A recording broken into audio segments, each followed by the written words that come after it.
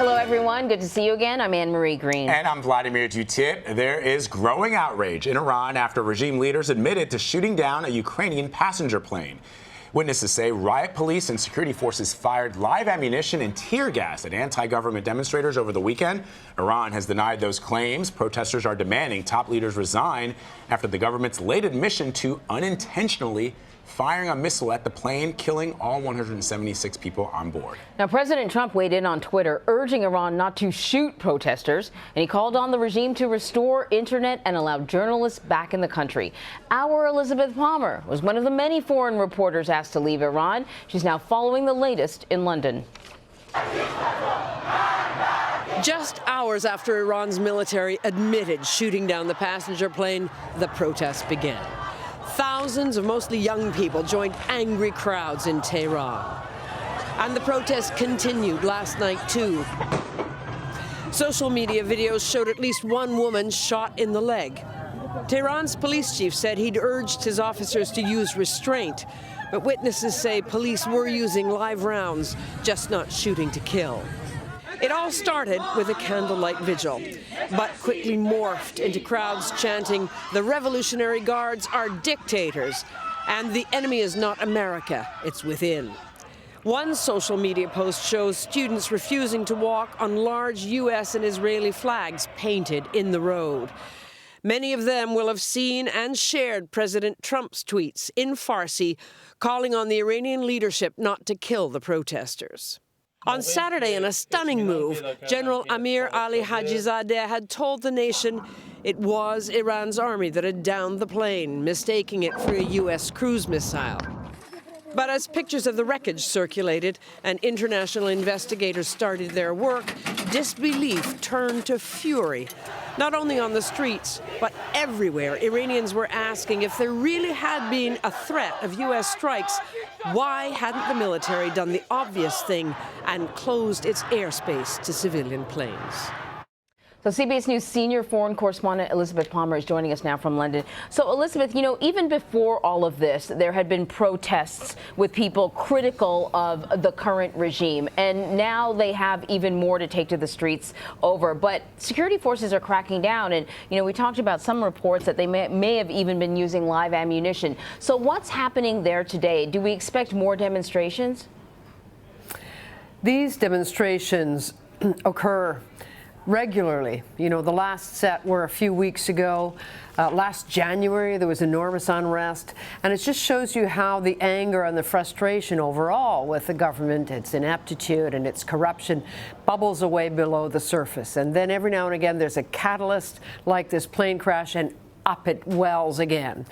At the moment, our contacts in Tehran and other Iranian cities say that the downtown is absolutely full of riot police in full gear and Revolutionary Guards. So they're upping the security. Protests usually start after dark, and it's still daylight there. So I think when we don't know yet what's going to happen today, but the potential is certainly there for more protests tonight. And Liz, you were asked to leave, as were other journalists. What is the rationale behind asking foreign press or international press to leave? The Iranian government doesn't want us to witness dissent from within. They're very anxious to project an image of national unity and strength, of people who admire the revolution. People who are criticizing them are probably the biggest threat. You know, the challenge to their power is very vocal, very sophisticated. You know, it's the educated people who are in a position to say, we've had enough of you, we want you to go. And because it's their Achilles heel, their weak point, if you like, you can imagine, it's the one thing they are most sensitive about having shown to the outside world. So listen, you know, we mentioned that these protests had been occurring even prior to the current tensions between the U.S. and Iran. At one point, Iran had shut down the internet already. There had been reports of protesters being, I guess, violently shut down. Can you talk to us about what these demonstrators are actually demanding and the wider sense of discontent and anger toward the political elite?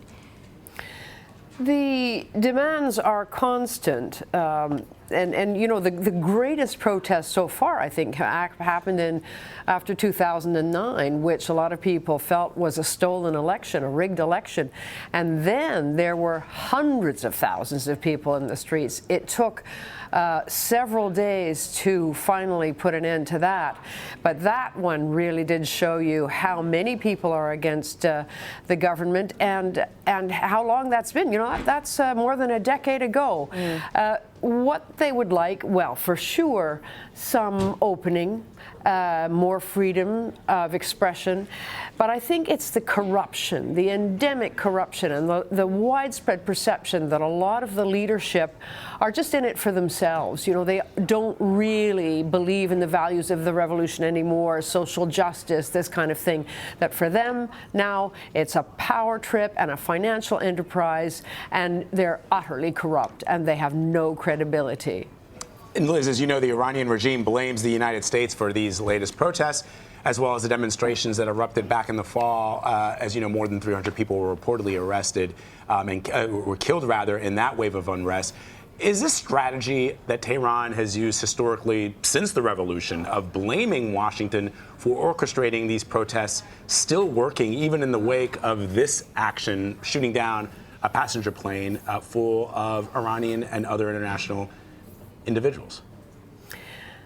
That's a complicated question. I don't think anybody really buys the idea that the United States is responsible indirectly for downing this plane. No. But there is a lot of anger against the United States in general for setting the scene, if you like. These sanctions are hurting so badly. And in many ways, they have entrenched the leadership and allowed more repressive conditions to grow. So a lot of Iranians say, you know, it takes two to tango. And while in this particular instance, there's no evidence that the United States was in any way involved, overall, I think they say that the blame has to be shared between Iran's government and the United States policy. I should add to also, I've been looking much more closely at the videos about of the young kids who were apparently shot, and it does appear that they were shotgun shells. So we're not seeing heavy weapons or even handguns yet.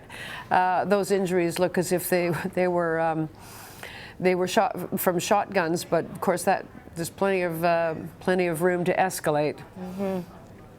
All right, Elizabeth, thank you very much. Pleasure.